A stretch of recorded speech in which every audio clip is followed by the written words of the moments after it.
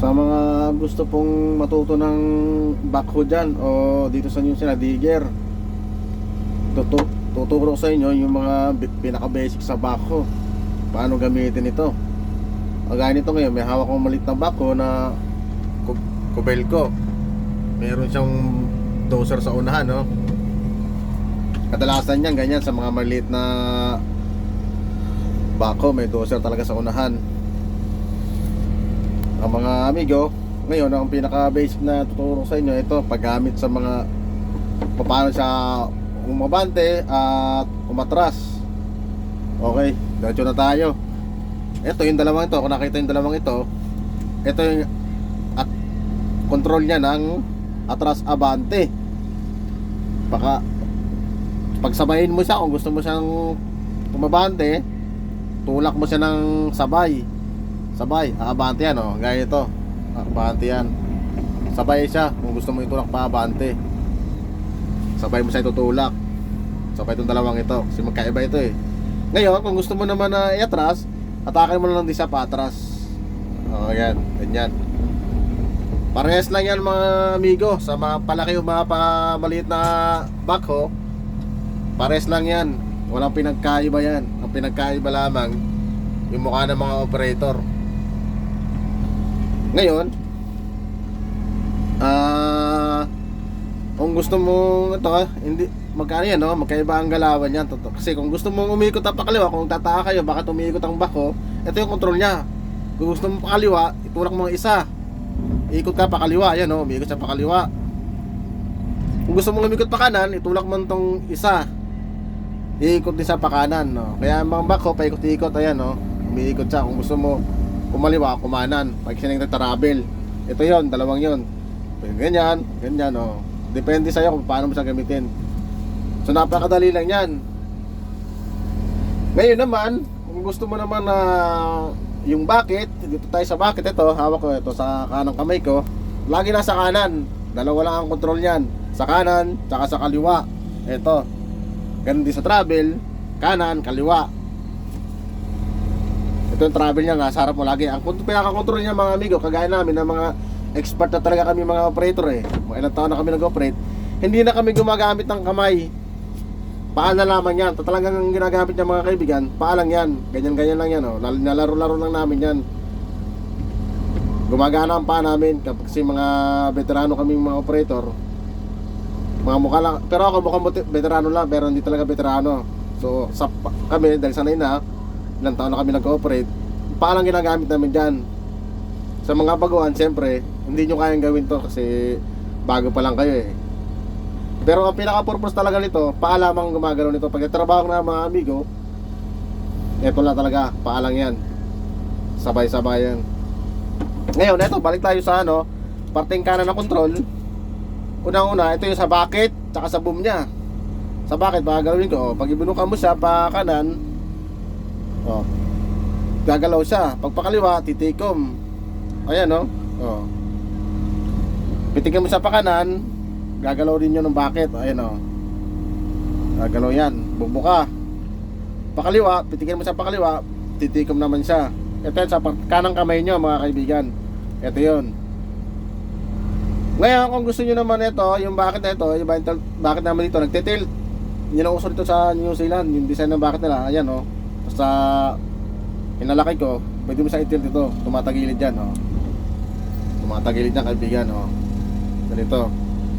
Yan ang purpose ito sa dito, kasi ito talaga ang mga uso rito sa bansang ito. Walang ngipin. Ito lang, kung gusto mo naman itaas mo lang siya para sa boom niya. Yan, gumagano ito, para dito yan, taas baba. Ibaba mo lang din siya, tulak mo lang din ito, yung lever niya ito na sable, bababa. Kung gusto mo na itaas, hatakin mo lang pataas din. Ganun lang, up and down, para kalaman nag-exercise dito. Down, up, down, up. Ganun kasimple mga amigo. Bakit naman? Buka, tikom, buka, tikom. Ayan, ganun lang. Buka, tikom. sa mga baguhan dyan, sa mga veterano, hindi na kailangan to. Tatawanan lang ko nito eh.